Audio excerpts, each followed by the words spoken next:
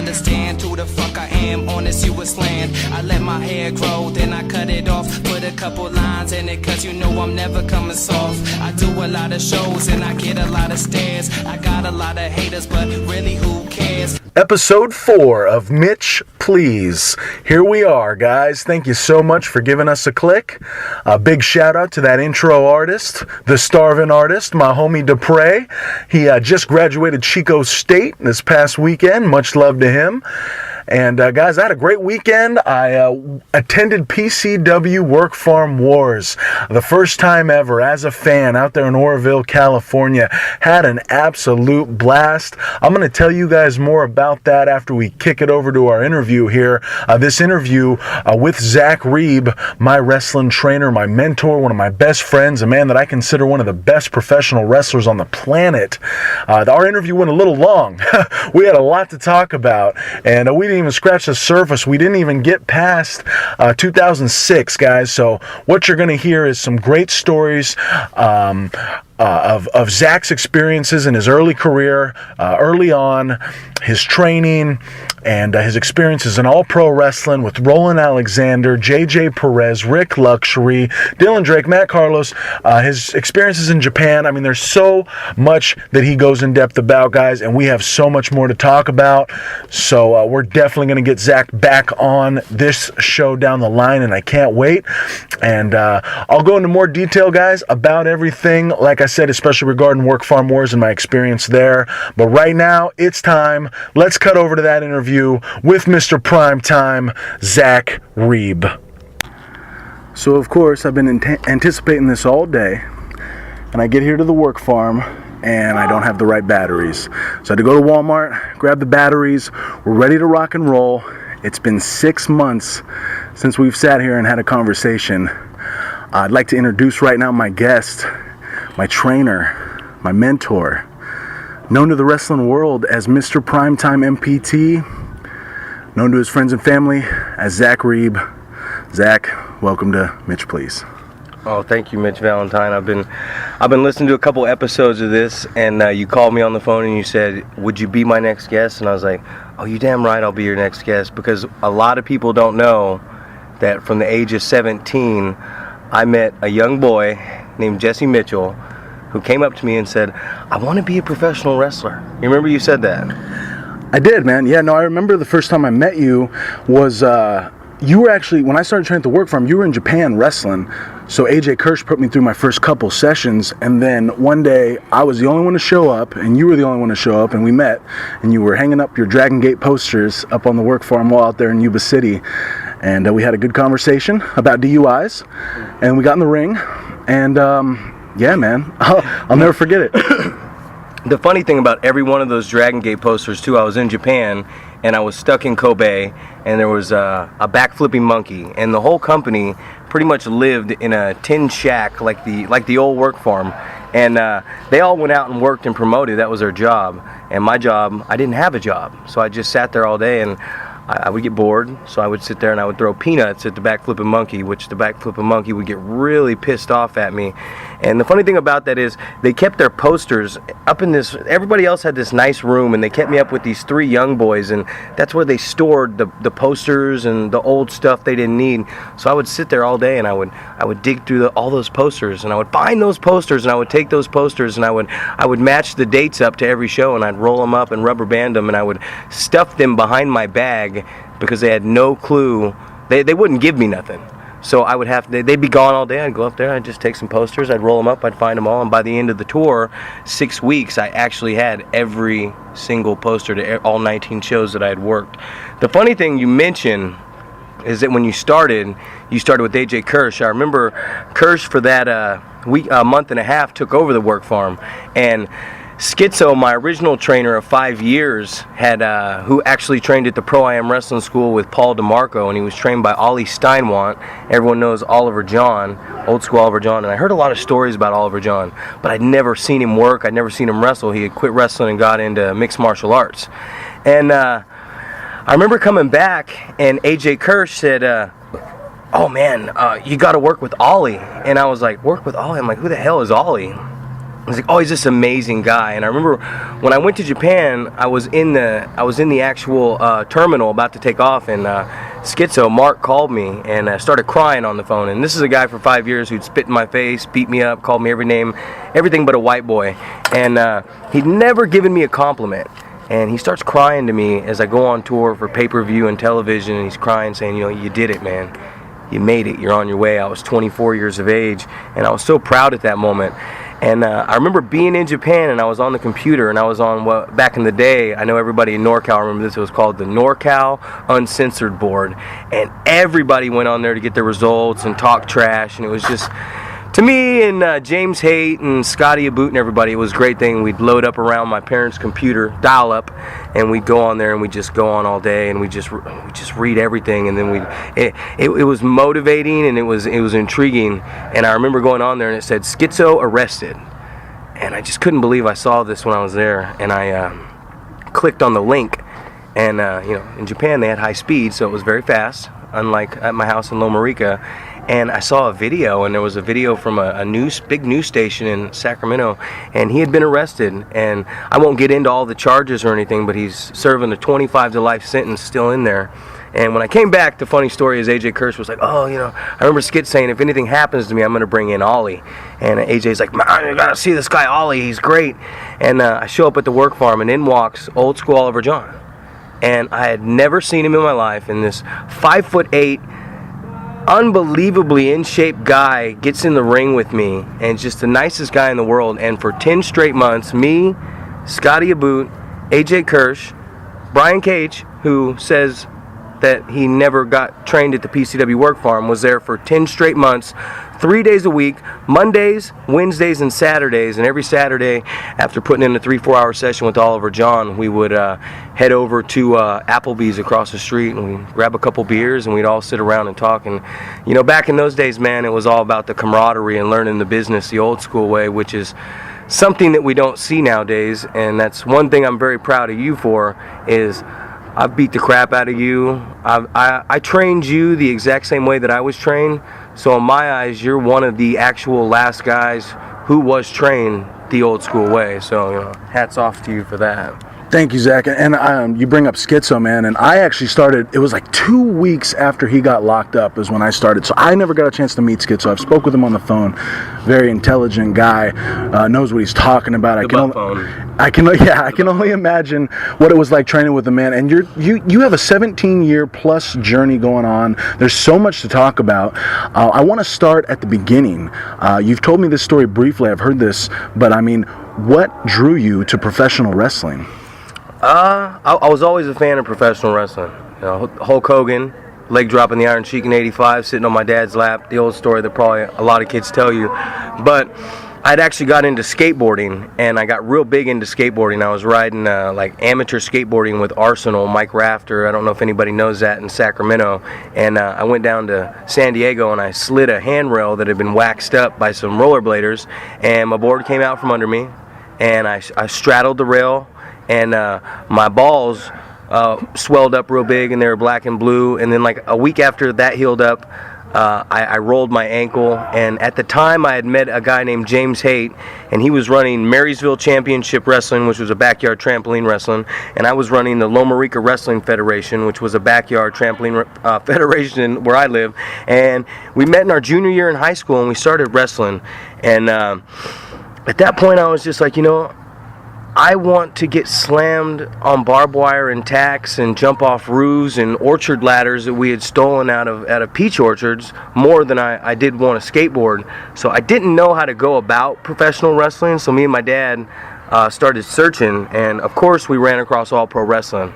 And in a conversation with Roland, he had said, you know, $5,000, $500 up front, $5,000 will get you in the boot camp. And for my senior project, I didn't get, I wasn't really into school, so I didn't get really good grades or anything like that. Smart kid, but I knew I just wanted to be a professional wrestler. And my senior project arose, and they said, you got to do a 10-page paper, which I did on the history of the WWF, and you had to do a 10-minute speech, which I love to talk, so my speech went perfect, A+ on both. And then for my product, I rented out, they gave me the Lesta Huber Gymnasium, and we rented a ring from Johnny Flores Master Built Boxing and Wrestling Rings in Los Angeles, and it was extreme too. It was like $1,600. They came and set it up, and me and all my buddies practiced for weeks, and we did a show which we would name Extreme Measures, and we made tickets and sold it to everybody in school, and like 500 kids came out at $10 a pop, and I made like $7,000 off of ticket sales and concession and everything else. And my dad said, well, all right, so this is what you want to do. How do you want to do it? And I said, well, what do you mean, how do I want to do it? I want to get trained to wrestle. And he said, well, we'll get you a credit card. We'll get a credit card and you can pay it back. And I said, well, how do I pay it back? I was 17 years old. And he said, get a job.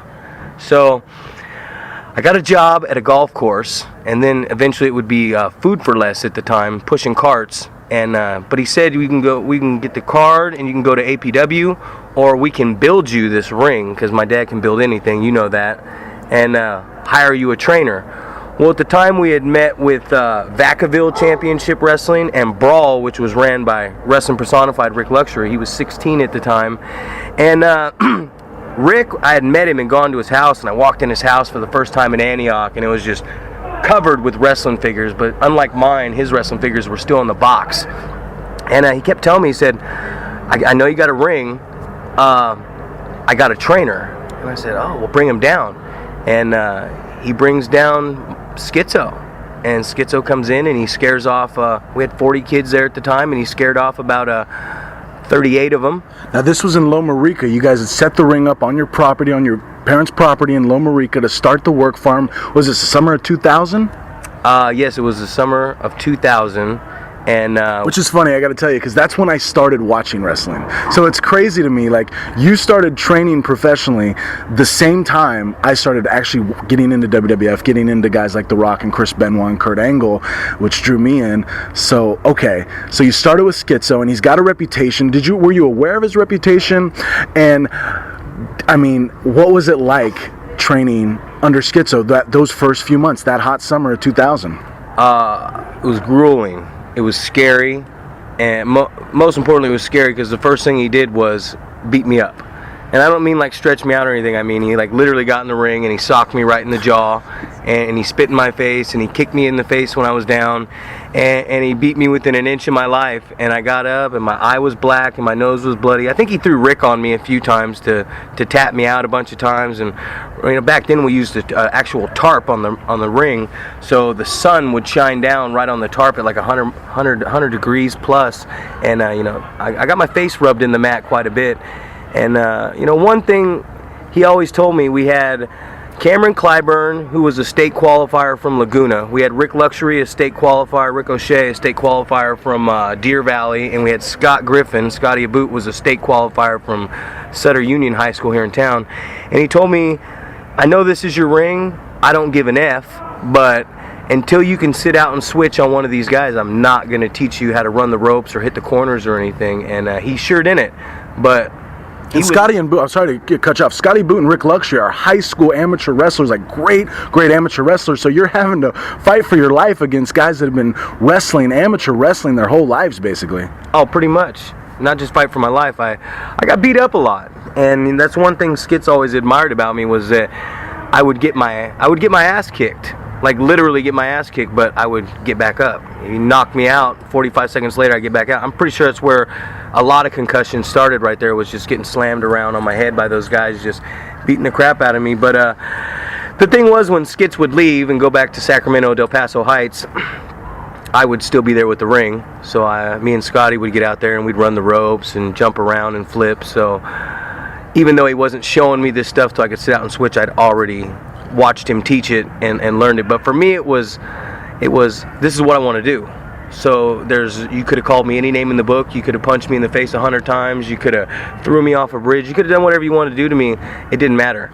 I was going to be a professional wrestler, and that's what I did. I will never forget the training that he gave me, because even though personally he seemed to be a bad person to make bad personal decisions, professionally as a wrestler, and that's one thing I say about myself a lot in my career, is I was heading in this direction that was definitely a direction where I would have made it.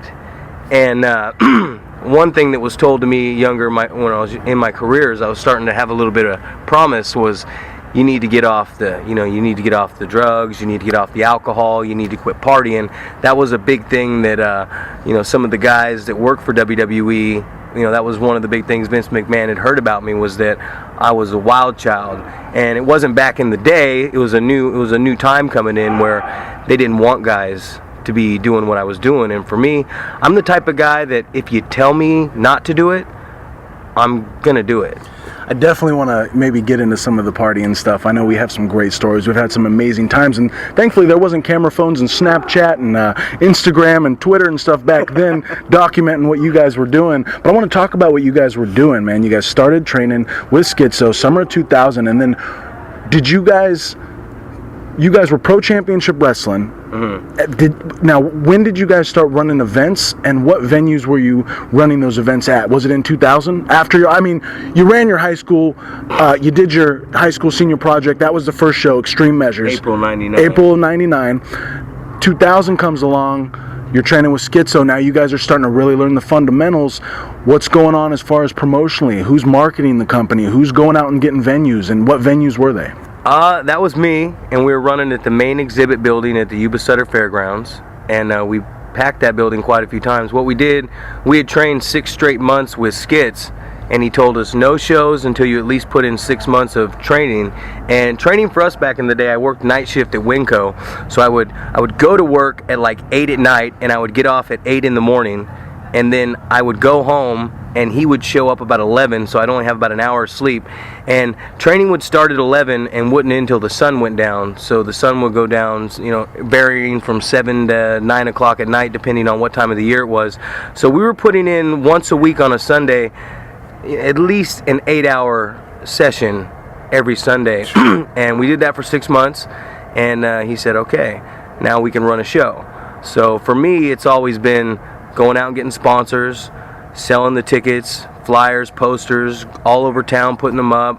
A lot of people don't do what I do, and that's one of the reasons that we've always drawn well. Is I figured out early on, beat the streets. You got to get out there word of mouth, and you take the little flyers and you stand in front of the mall, you stand in front of the Food Maxes, the Wincos, the Walmarts, and you pass them out to people, and you get a lot of no's, and a lot of people say it's fake and phony, but you stick through that. You got to be persistent, you got to be dedicated, and you can't be afraid. One thing I tell these kids nowadays is you can't be afraid to fail. Everyone's so worried about what people think, and if they fail, or if it's not going to look good, or if somebody laughs at them. And my thing is always, and I tell you 100 times, I've heard you use the quote 1,000,000 times. I told you one time, and it's just stuck in your head. I said, if you never quit, you can never fail. I live by those words, man. In fact, I just texted that to somebody the other day. I definitely live by that. So it was basically back in 2000, 2001, 2002, 3, 4. We're looking at Zack Reeb, Mr. Primetime, Skitzo, James Haight, Scotty Aboot, IBM, Malachi, Adam Thornstowe. These guys are starting to really get out there, work these Pro Championship Wrestling shows in Yuba City, a couple stints in Chico, I believe.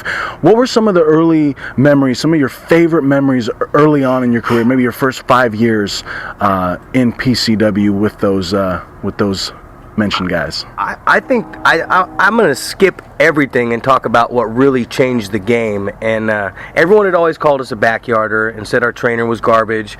And I remember Icebox was running a thing called the Oaktown Wrestling Association or Alliance or something, OWA, and he was running out of an Elks Lodge in Oakland.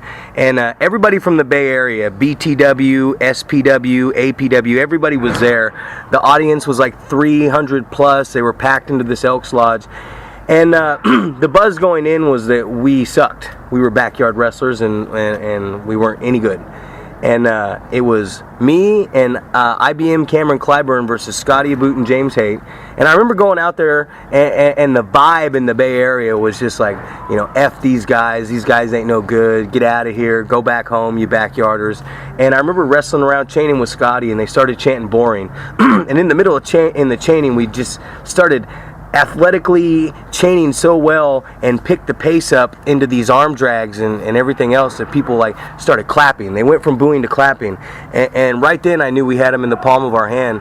And by the end of the night, we finished with all of our planches and Scotty gainers onto all of us, and we go to this sick finish where I end up short power bombing James Haight, and the entire audience started chanting PCW, and for me that was the first time where you get out there and you realize, okay, check it out.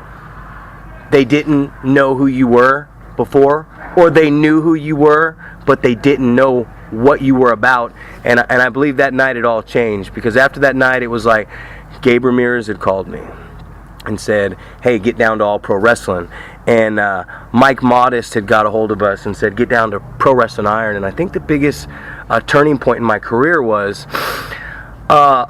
Modest and Donovan Morgan, they had actually broke away from Roland and All Pro Wrestling, and they started just down the street in Hayward. They started Pro Wrestling Iron. So literally back-to-back weekends, which was crazy. Me, Skitz, and Scotty Aboot went down to wrestle a six-man at Pro Wrestling Iron. I just remember Vinny was there and Modest, and I didn't like the vibe. There wasn't a very big audience. Things weren't structured very well. They're just kind of kayfabe and dicks about things. And I shook my hands and I was real humble. And then I came the next week to All Pro Wrestling, and I heard so much bad stuff. And I walked in and I was like, wow, look at this production. These guys are very professional. This is nice. And I thought to myself, this is a place that needs somebody like me and my guys, and if I can get in here and get this place, I could turn this place around. It was one of those moments where you go, okay, this is a company that has a big name behind them, one of the biggest names behind them, a place where I was going to go train. If I can get in here, if I can learn from Robert Thompson and soak that knowledge, if I can learn from JJ Perez, Roland, Gabe, if I can suck all this knowledge in and learn this business and show these guys that this is what I want to do, we can turn this around. And one of the biggest things about it was, I remember after the match, Roland had pulled me and Scotty aside, and he's telling us, Scotty was real young, but he was like, your match was only good because you choreographed it, and you guys are just super athletic, that's why it looked okay, and your kickouts were weak. And Roland was the type of guy, he'd tell you all this stuff, but he would always tell you one thing that he really meant, and he meant our kickouts were weak, because I went back and I watched and my kickouts were weak. So I worked on my quick kickouts. Scotty got pissed off and walked away. I shook Roland's hand, stayed humble. I came back, worked a program with JJ Perez, and the rest is history. Now, this was 2005? I think this was about 2004 maybe. Okay, and at that time, the work farm was now in Yuba City. It was out of Loma Rica. You guys had a professional building in Yuba City. You guys were running shows out of the work farm, still running shows at other local venues in the Yuba Sutter area. Now you're going to All Pro Wrestling, seeing how they do things, and you said the professionalism, the way everything looked, the production really jumped out to you. Now, what else did you take from APW? I know you started working with JJ Perez. So what did you take from that? Was that like a big turning point? Because I've heard you talk about it before. Yeah, before then, it was, you kind of put your matches together and tried to go out there and follow the formula that you talked about in the locker room. And I had no idea about working on the fly. Like, that was just something I didn't have any clue about in my career yet. And I remember when I wrestled JJ, I walked up to him and he said, all right, I'll see you out there. And I was like, well, he told me the finish and said, I'm up, I'll see you out there. And I was like, whoa. And I chased him down that little hallway. And I was like, well, what are we going to do? And he said, we'll call it in the ring, I'll see you out there. And I was like, well, what the hell? I said, hey, whoa. And he said, and he turns around and he gives me the meanest look in the world. And he says, hey, mother effer, I told you, I'll see you out in the goddamn ring. And I was like, oh, God, I was like, oh my God, I can't believe it. What am I going to do? I was so nervous. And I got out there. And I remember one of the first things that happened was I took him over in a headlock, and he worked into a head scissor. And when we popped out, I nipped up and I threw a clothesline at him. And when he ducked the clothesline, I remember hearing the audience laugh. So I looked at the audience and I said something to him. And then I reacted because I didn't choreograph it. And I was like, oh crap, he's behind me. And I turned around and charged him, and he hit me with this nice Steamboat Pro arm drag. And I heard 3 different reactions from the crowd at the time. And that's the point in my career where it just really sank in. And I was like, oh my God, I don't have to choreograph this. I can just do it all out here. And I test JJ Perez, Skitzo taught me the business and the ropes and everything about the business. He got me my start. Oliver John polished me up, but JJ Perez is the guy I will give all the credit in the world to for teaching me how to work, teaching me to become the worker that I am today, And JJ Perez, man, it's a sad story that somebody with so much knowledge isn't even in the business anymore. Definitely. And JJ was, he could do everything. I mean, he would put a mask on and be super entertaining, or he could be a great technical wrestler. You know him better than I do. Now, when you started at APW, eventually you would actually transition into basically like helping run the pro camp, helping train their students. How long did that take for you to start wrestling with JJ and then transitioning into once a month coming down and training the guys and helping train the guys? About 6 months. Once I worked that program with him, I started work, I would knock on Robert Thompson's door, and he'd open up with the sleep apnea mask, because I'd usually stay down at Venice, DeMarco, and Christina's house, and I would go bother Robert, and I would go the bomber. I would go bother Gabe Ramirez and stay at his house. I'd go bother Roland Alexander, and I basically just stayed in the Bay Area. And I would just bother those guys, and I'd show up at their house and watch footage and ask them questions and get sessions in the ring. And eventually, I think it was after a Bakersfield show, Roland was just like, he pulled me aside and was like, you know what, man, you get it, and you're a good coach, and you're very athletic, and I would love to have you train some of these guys, which a lot of people don't realize, but you know, Dylan Drake, Matt Carlos, Jody Kristofferson, I mean, a lot of those guys, I was training down there at the time, and those were a lot of the guys that I worked with and help move forward and polish in the business. And at the same time, I was still here at the work farm, and I was working with Oliver John and Scotty. I was training AJ Kirsch. I was training Brian Cage, and that's something that I don't even get into. I've heard a lot of people say, he says that I didn't teach him, but what I recollect is I remember a young Brian Button coming to me saying, people think my company is the Main Event Wrestling Federation, is a backyard wrestling company, and he said, I need to get some real wrestlers in here. So I brought him some AJ Kirsch, some Oliver John, Scotty Aboot, Nate Rules, Vinny Massaros, to try to turn his product around. And when he first came to me, very good athlete, very good bumper, and he just needed to learn, you know, the proper way to waltz around and tie up and apply holds, and why we're doing it and what we're doing it for and where we're going. And I remember when he made his debut match for PCW, it was against Adam Thornstowe. And, you know, that's something, at the end of the day, just something I wanted to address, that I really don't understand where anything fell off with me and Brian Cage, because I'm very proud of where Brian Cage has gotten. Did I get his foot in the door? Yes, I sure did get his foot in the door. Did Brian work his ass off on his body and go into all these places to make himself what he is today? That's all Brian. But for a lot of these guys in the wrestling business, the loyalty and the respect is just gone. Where I'm still sitting here today talking about Rick Luxury. If it wasn't for him, if it wasn't for Rick Luxury, I wouldn't be a pro wrestler.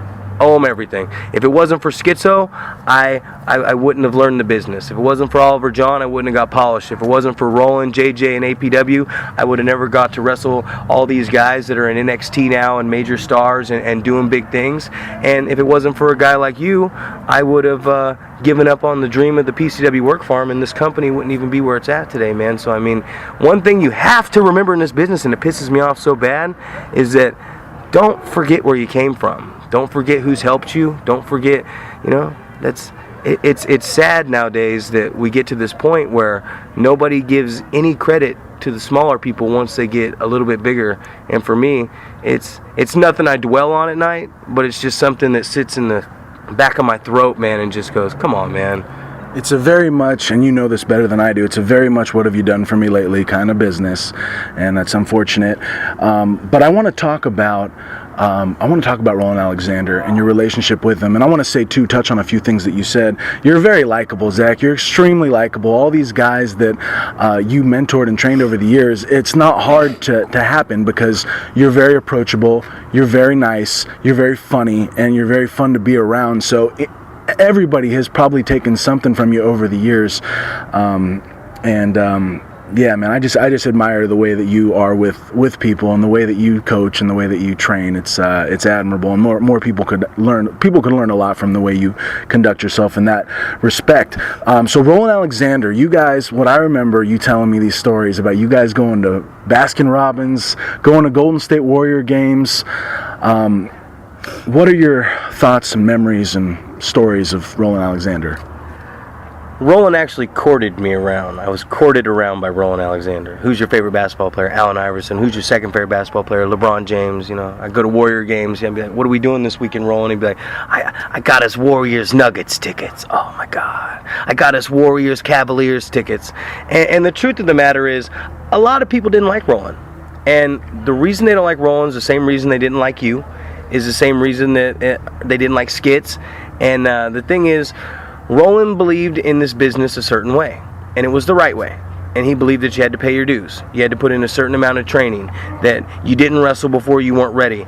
If he saw holes and flaws in your game, he would let you know about them. If you disrespected him, he'd disrespect you back and let you know the truth. And the reason they call this guy the Godfather is because he really is the Godfather. Like, for me, if I could be the next Roland Alexander as a performer, though, that's the thing that separates me from Roland, is that I'm the performer. He was never the performer. He was always the accountant that got into the wrestling business and ran the wrestling business. But at the end of the day, Roland Alexander was a true professional. He was a great guy, and he took me under his wing. And for me, when Roland passed away, it was very tough, and I didn't go to the funeral. And one of the reasons I didn't go to the funeral was because I saw so many people coming around that didn't know Roland. And I saw so many people saying things and talking and getting opportunities to speak on his behalf that had no clue who Roland Alexander was. And I'm the type of guy that I can't sit there and listen to people say a bunch of phony baloney stuff. I can't sit there and listen to somebody talk about somebody that they don't know about without speaking my mind and not becoming a nice guy at this point, becoming a dick. And I just kind of wanted what me and Roland had to just be between me and Roland Alexander. And it was a bond, it was a friendship. And God, dude, I spent 5 years with the guy. And I stayed at his house. I watched every pay-per-view with him. I ate dinner with him. I went to sports clubs with him. I remember one time waking up for a double shot with Chick Fight, and then we had an APW show at Kezar Stadium, and me and all the boys had just thrashed this motel suite in Hayward, and I got up that morning. I was always the first one up, and I can't sleep past the sunset, and it was like 6 in the morning, and I walked into this Hayward suite. Well, you know a lot about Hayward Suites. I want to talk about that, actually. I want to get to that, but continue. And I walk out there, and there he is in the dark, just sitting there with the sun rising up, and it's Roland Alexander. And he's got his hat high up backwards like he always wore it with his glasses, and he looks up at me, and I'm hung over, and he looks at me, and he goes, "You know what, PT? All my years in the business, and I've never seen a motel suite this effed up in my life." And I look Roland deep into those thick bottle cap glasses, and I go, "Roland, do you think they serve free coffee here?" And he looks at me and goes, "They do." And I said, "Let's go get some coffee, Roland." And I sat there hungover, probably still drunk, for about an hour and a half. Everyone's still asleep in a little tiny restaurant kitchen thing with a sandwich or a croissant and a piece of toast and 8 cups of coffee, hungover, talking to Roland Alexander about the business. And that's what it was, man.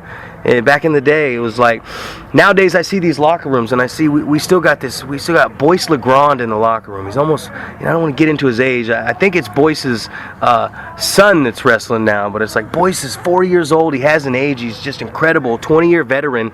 And I see all these guys, and we're sitting here in the locker room, and they're off in a corner smoking a cigarette or smoking weed or just doing whatever. And they got this unbelievable veteran right here, just within their arm's reach, and they might have shaken his hand before the show. I don't know what the etiquette is nowadays with these young guys. I try to teach it right, but nobody walks up and picks Boyce LeGrande's brain apart. And for me, that's what separates a great professional wrestler from just your random indie guy that we see nowadays. Just your random indie guy.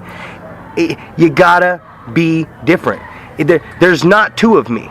Unless I had a twin that had the same dream, there's not two of me. You can't duplicate Zack Reeb. You cannot duplicate Rick Luxury. You can't duplicate a Mitch Valentine. You can't duplicate a lot of these guys out there, the ones that are competing at a high level. You can't duplicate a Matt Carlos. But there's a lot of guys, because wrestling has become so cosmetic, that you can duplicate.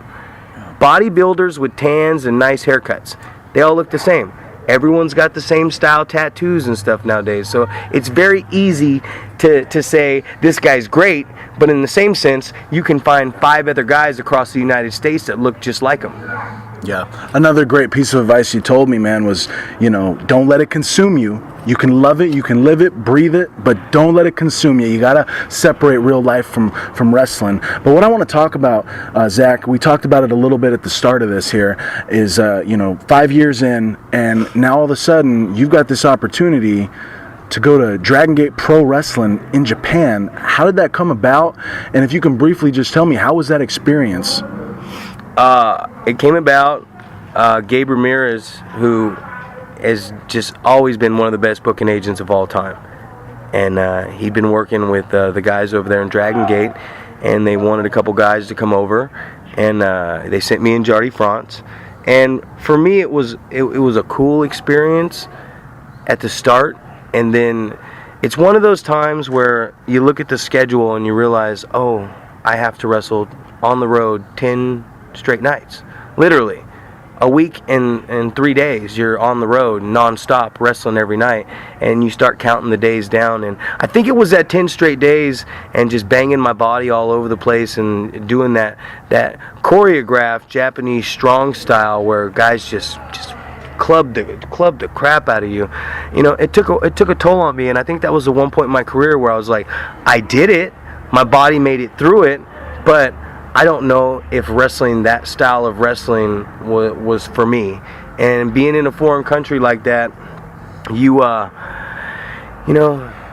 didn't have a lot of people around. Who I did have around though was Jack Evans. I became real good friends with Jack Evans for that 6 weeks, and I haven't really talked to him since, but I do know the experience. Jack made the experience a lot better, and being friends with Jack, I kind of just fell into a clique with him and one of the arm wrestling young boys down there, and we kind of just hung out, and he became my boy. And because he was my boy, I think I got a lot more opportunities down there than I would have. For me, it was like I was hot at the start, and then I started wrestling in the main events with the Blood Generation and another faction that they had down there, the heel faction at the time. And for me, it was just one of those experiences where it was like, I'm a worker, I'm a pro wrestler. And Dragon Gate just wasn't for me. It was choreographed. It was cartoony. It was very teeny bopper, and I'm not a teeny bopper. I'm an old school professional wrestler, and I'm very good at what I do. I'm very good at what I teach, and a lot of people can't teach what I teach because they don't know what I know.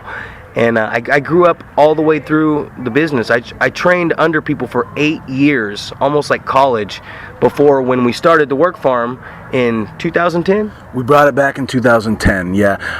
What happened too, before we get to that, I want to definitely talk about that. But coming back from Japan, that's when I met you.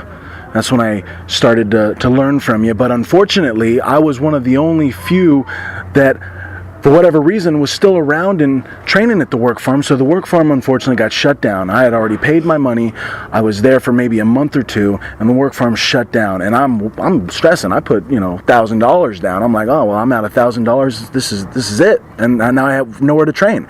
But to your credit, man, you didn't barely know me, but you told me, 18 years old, 2 months, like I said, training for 2 months. You said, hey man, sorry this happened, sorry the work farm shut down, but I'm going to give you my word right now. I will take you under my wing, and I will train you. If you want it bad enough, I will take you on the road with me, and we'll find a way. We'll get touring, we'll find a way, and I will train you. And you did, man. And I want to talk about our first road trip, because it was November 2006. And it was an APW Gym Wars, and it was me, you, Scotty Aboot, and Uncle Kiss, and I think Philly Phil. all, packed in the car. You guys probably picked me up at the bus stop or whatever. We drive all the way down to Hayward, and this is the first time I've ever been to an independent wrestling show besides PCW at the Municipal Auditorium, and it's APW, and I know the legend, Roland Alexander, Beyond the Mat. Oh my God, I'm here. I don't know anything, and I'm meeting all these guys, and I'm meeting young, hungry guys like Dylan Drake and Matt Carlos and Dave Dutra, and actually, I don't think Dave Dutra had started at that time, but I actually go through the training class, and I take a second rope bump, smash my head, and then Roland, I believe, or whoever was running the show as far as giving people jobs, they wanted me on security, me and Uncle Kiss on security, and for the show, for the APW Jim Moore show that night, and there was like 20 security guards. There's like 30 fans, 40 fans, 50, whatever, and 20 security guards.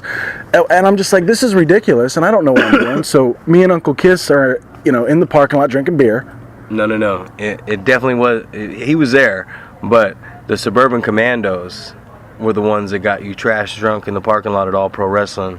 And from there, that led to a Hayward Suite Motel, and that led to... Hold on, I want you to give the man. You've told this story, and everyone is in tears every time you tell it, man.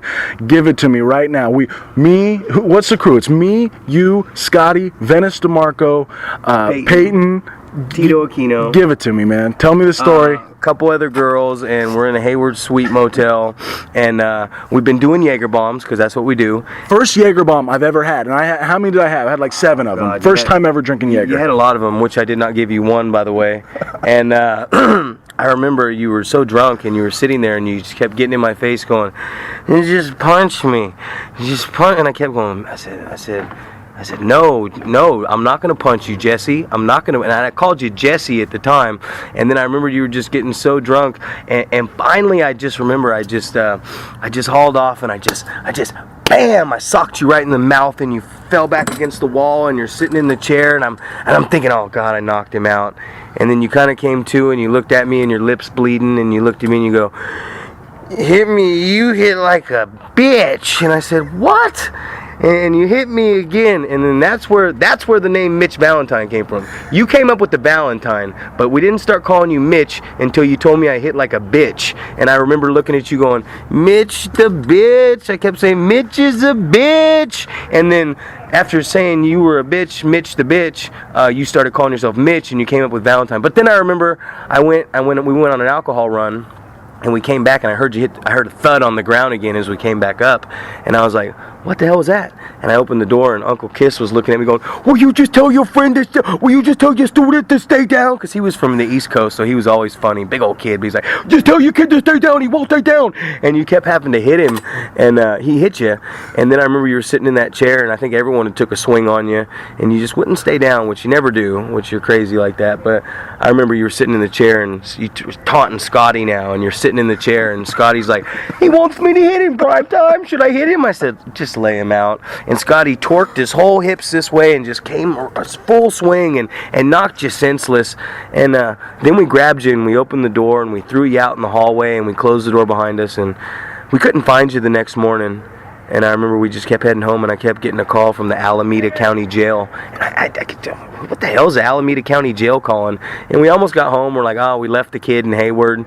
Let me fill the blanks in here. So apparently, when I left the room, or I was, thrown out of the room, I, of course, went to the gas station because I needed some Gatorade and some Butterfingers. Mm-hmm. So apparently, though, I didn't have any money on me, so I didn't pay for them, and I walked out of the store with Gatorade and Butterfingers, and the cops rolled up and said, "Sir, what is going on?" And your mom. Mom. Oh, my mom's still mad at you to this day, dude. She got a hold of me, and I remember answering the phone, and she was like, "I can't believe you gave my son alcohol, and my son's an alcoholic, and you're a piece of S, and this and that, and blah, blah, blah." And I remember telling your mom, I was still so drunk, I remember telling your mom, I said, "I never gave your son any alcohol. If your son got alcohol, he snuck that alcohol. And if he's down there in Alameda County Jail, you go get him out." And I hung the phone up on your mom, so I could imagine why she was still mad at me. But I mean, that was how the business rolled back in the day. I mean, we worked hard and we played harder. You know what I mean? And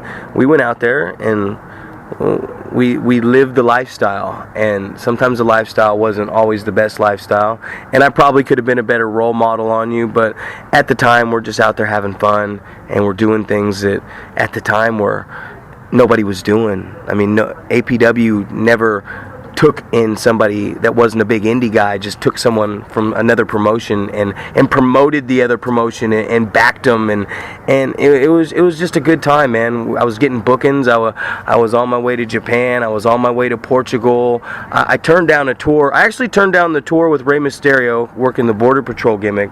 I was going to make a lot of money, and I turned down a tour of Mexico because I felt the promotion was just a 2-week promotion and it was going to close down, and we actually started running in Oroville, and it started to get real hot, and I mean, that's when wrestling got fun for me, was here in Oroville, because, you know, big crowds, we were running every month. For 5 years I didn't clock in at a job. All I did was run one show a month, and we made $5,000-$6,000 profit, and I might have blown all the money because I was bad with money, but I mean, we made money, and I didn't have to work, and I for 5 years I used professional wrestling, and that's what I tell these guys nowadays. Until you don't have to clock in at a job and wrestling can support you, you're not a professional wrestler. And so many guys nowadays, everyone's a professional wrestler, and they're not, and we just get in this thing where we go to these locker rooms, and that's why I walked away from everything for like 3 years. Before we jump there, Zach, I got to go back for a second because I want to talk about, again, that night, what happened too, man. When I was embarrassed, I never thought I'd see you guys again. I thought that was it for me. And then I get on MySpace back in the day, for Facebook, MySpace, and I'm like, oh man, this guy hates me. Everybody hates me. I made a complete idiot out of myself. And I get on MySpace, and you had posted a blog entitled "The Legend, the Man, the Myth, the Mitch, Bitch," and you had wrote up a little story about, what you're describing, all those fun times we used to have back then, and we still do have fun today. But no, man, I want to get you back on the show because we have so much more to talk about, Zach, and we haven't even scratched the surface. I want to thank you right now for basically, not only teaching me how to wrestle, but for teaching me how to be confident in myself and go out and hustle and talk to people and sell myself. And whatever I've accomplished over the last decade since I've met you, the jobs I've had, the things I've done for Pro Championship Wrestling, man, nothing would be possible without you and without your leadership and you teaching me. Yeah, it was the hard way. You definitely taught me the hard way, and I'm very, very thankful for that, man. And thank you so much for everything you've done for me, and thank you for coming on Mitch Please here today. Oh, I'm gonna tell you what. When you told me you were doing this little blog, I'm not even call it little, because everything I've watched you do, whether these people like you or don't like you or don't think that you can accomplish things, everything I've watched you set out to do, you always accomplish all your goals, man, and you're stubborn in your ways, and at the end of the day, you have a vision and you have a goal, and I respect that about you, that you're not afraid to stand up and tell someone the things that they don't want to hear. And too many times in this business, you get people that just say what you want to, yes men, they say what you want to hear and what they want to say, or what can get them a job or get their buddy booked, and maybe if you would have been different, you would have got a lot more bookings and gone a lot further in the business. But like I said, you're still young, and the future is very bright, man. You mature every day, and that's the thing. Some people take longer than others to mature, and you got the right training and the right people behind you. But yeah, I'm coming back on this show because I do got a lot more to talk about. I got a lot more to talk about this business and the way it's going. Then before I leave, before you left and you were on top of the mountain here at PCW, because you did, with the help of Rick Luxury, topple Mr. Primetime, and in that streak, that reign of the championship. But one thing that we had dabbled into, which I really liked, was sports entertainment versus professional wrestling, pro championship wrestling versus pro championship entertainment. And I'm gonna tell you right now, that is something that needs to be touched on in this business, because there is a difference between entertainment and wrestling. and that's something we'll touch on when I come back, no doubt. And that's a shoot, man, because you are an old school pro wrestling fan, and I am more of that sports entertainment generation. Zach, one more thing I want to say, man, and we're gonna cut to this later in the show. Your new theme song, man, Bad Guy. I love it, bro. I love it. You've been rapping since the day I met you, and I've been begging you to get in the studio. I used to have a roommate that rapped, and I begged you to get in the studio. And now here you are. You have your own theme song, and you're rapping, bro. I love it. I work out to it. I listen to it before I go to, work. And dude, what was the inspiration behind finally getting in that studio and dropping that track? Actually, a guy that is in our company now, Dustin York, he just kind of started influencing me with this new direction I'm going in, and he's just so good at helping you figure out who you are and where you need to go and why you say what you say and your objective in what you do. And he was just like, man, you need to rap this, and he raps, and he had the computer and the mic and everything, and he directed me through it, and it's like, that was my inspiration, man. Just sometimes you got to have a like-minded guy who is very driven, and to everybody out there, man, Dustin York, he's the guy who got me in there and got the job done, and that's what he's been doing since he's been here for the last 6 months. Is, he's kind of like you, man.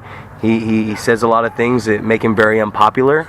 He can be sensitive at times, and he can also just push your buttons, but at the same point, those are the type of people that push me to be better. So, a shout out to Dustin York, and that's it, man. I love it, man. I love what you guys are doing. I love what's going on. I love the Bad Guy MPT that we've been waiting for all these years. And in fact, man, I'm coming back to watch as a fan as we record this Saturday at Work Farm Wars. It's you and Sin. Now, as this drops, that match already have happened. But I'm going to tell you right now, man, that's the match that is bringing me back to the Work Farm as a fan to watch. I'm really excited, man. I cannot wait. I'll definitely talk about that on the next episode. And Zach, it took you forever, man, but you're on Facebook, Zack Reeb. Where can people find more out about Mr. Primetime, Zack Reeb? Right there, man, on Facebook. Go check out Pro Championship Wrestling. Like I said, I'm more the type of person that if you wanna know, if you're not my friend already, then you're probably not ever gonna be my friend. I kind of keep to myself, and I keep my friends really close. And if you want to know more about what I do, you just got to come to Pro Championship Wrestling. You can come to Gold Rush. I just won the Gold Rush Heavyweight Championship, so my reign starts down there in Pacifica. And last but not least, I want to give a shout out to the new guy here in PCW, the new business partner, Taylor Gregory, because he's really come in and he's shaking things up, and he's really turned this into a professional business. And some things about myself, some things where I don't sugarcoat much about myself. He points out a lot of things that I need to change, and that's for the best, man. We're running a business here, and I always said I was going to be the best professional wrestler, and I felt that I've gone out there and accomplished that, or pretty damn close. So now my next goal in this business is to be the best businessman that you can be, and watch this company thrive from that, because that's where it's at for me, man. The lime green and the black. We've added shows. We've added a breakout show for the younger guys and to get the other talent some work. Work Farm Wars has become one of our mainstay shows in between our quarterly shows, Pandemonium, Off the Chain, Last Man Standing, and Extreme Measures. So we got a good circuit. We're just coming off of 3 straight this weekend, and this, like I said, you said this will probably air, but this will be our 3rd straight PCW show in a row, and nobody's out there doing that right now. So whether they love it or they hate it, we're kind of going right now, and once you get going, you just don't stop, man. So the future's bright.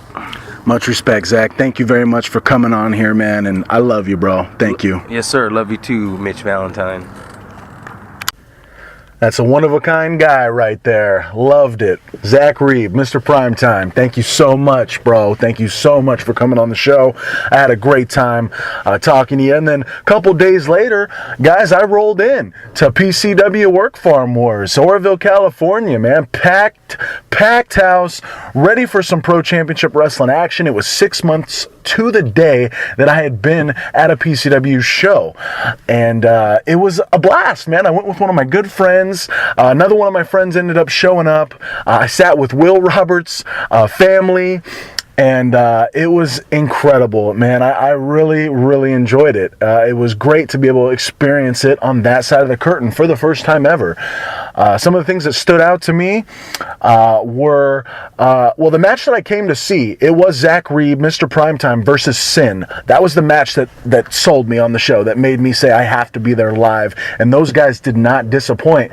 I was very concerned about Sin. He had actually gashed his head open real bad a couple days before at another wrestling event, 12 staples. And I knew, though, I said, well, he's getting in there with Zack, so Zack's going to take care of him. He's going to be fine. Nobody even knew. I mean, nobody could tell. Those guys tore the place down. There was chains, there was chairs, there was thumbtacks for the first time in my recollection in PCW history, and there was car chases. I mean, it was incredible. A big shout out to Zack Reeb. Big shout out to Sin. I love the story that those guys are telling. And that was a big, just a great thing to watch. I had so much fun, watching Donovan Troy. He is hilarious. Oh my gosh, I thought he was funny when I was working with him. As a fan watching that guy, I mean, it is just non-stop entertainment. Shout out also to the Classic Connection, Thunder Rosa, Holiday. Those guys went at it in a tag team match, intergender tag team championship match, and I'll have some information regarding Thunder Rosa in relation to Mitch Please here very shortly. But great match with those guys. That was a lot of fun to watch. And a main event, Rick Luxury versus Will Roberts. It was supposed to be Will Roberts versus Ricardo Rodriguez, but due to personal reasons, Ricardo Rodriguez was unable to make it, so Rick Luxury stepped in. It was champion versus champion, title versus title, a rematch from their Reading bout, and it was a great match. Those guys were going 100 miles per hour. Rick Luxury, a much heavier, older guy than Will, keeping up with him. Those guys put on a hell of a show. It evolved into a tag match with Zack and Sin coming back to the building, and it looked like Zack and Sin got a double pin on, I believe it was on Will Roberts. It could have been on Rick Luxury, though. Sorry, guys, I can't really remember that part, but looks like they're continuing to build that storyline with Zack and Sin and Will Roberts. I don't know where it leaves Rick Luxury. I believe he was attacked by J.J. King. So I believe Will Roberts did get pinned, guys, by Zack and Sin. It was a great time. We ended up going to the cornucopia after, having a meal, having some conversations. It was incredible. It was great to see everyone, and it definitely made me miss it, guys. And I don't know what the future holds for Mitch Valentine in Pro Championship Wrestling. That's the honest to God truth. But I'll tell you right now, going into Work Farm Wars, sitting in that crowd with those people, man, that was an incredible experience, and I'm really glad that I was able to experience that. So, all right. That's going to do it for this week, this episode, whatever you want to call it. Hopefully it's a weekly episode, guys. That's, again, the goal here. I'm working with a lot of people. Shout-outs to Mike Shoup. Shout-out to Jason Allen. These guys are helping me put this show together. It's still a work in progress. I've got a lot of things I got to work on. I'm going to continue to work on them. I'm going to continue to get better. I'm going to continue to bring in different interviews from all over the independent entertainment world. So I hope you're enjoying it. Thank you guys very much. Like Mitch Please on Facebook. Follow me on social media. I'm talking Twitter. I'm talking Instagram. I'm talking Snapchat at HeartbreakerMV. And don't forget to tell your friends to go to youtube.com/TheMitchValentine to watch and listen to all the episodes of Mitch Please, and also other stuff, guys. I just uploaded PCE Work Farm Wars, the first time ever in PCW history. Mr. Primetime wasn't at this event. This was back in October, right after I won the belt. It was the entire show, the entire PCW. Scratch that. We're throwing a big E up. It's Mitch Valentine's time. I'm the champ at the time, and it was PCE Work Farm Wars. That is also up at youtube.com/TheMitchValentine. So thank you all very much. Right now, we talked about it in the interview with Zack. We're going to kick to it. It's Bad Guy. The song, the theme song for Primetime, Bad Guy, written and performed by this week's guest. Struggle right there, but we got it out. We're going live one take. We're doing this, guys. We're kicking it over to Bad Guy by Zack Reeb. Mr. Primetime, turn it up. After 17 years, I've already proven that I'm the best professional wrestler alive. See, I'm the bad guy. You need someone to point your fingers at and say that I'm the bad guy. You need someone to point your fingers at, and I'm the bad guy. There's this talk about a new era. Every era is my era. 17 years. Blood, sweat, and tears. My biggest fear is not being near the top of the game. Faith in my name. Hope for the fame. It's making me sane. Shame in my past. This rings with a blast. Opponents won't last. My time's never passed.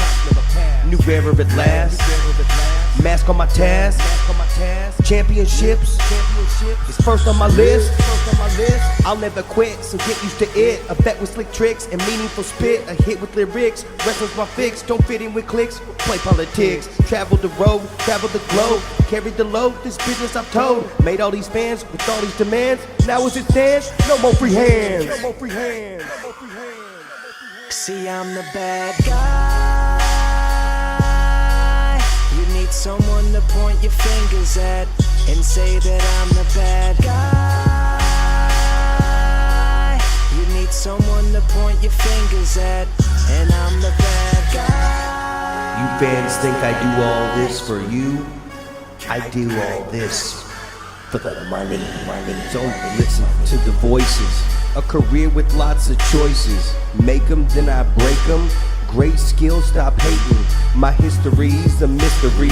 You count to 3 in misery.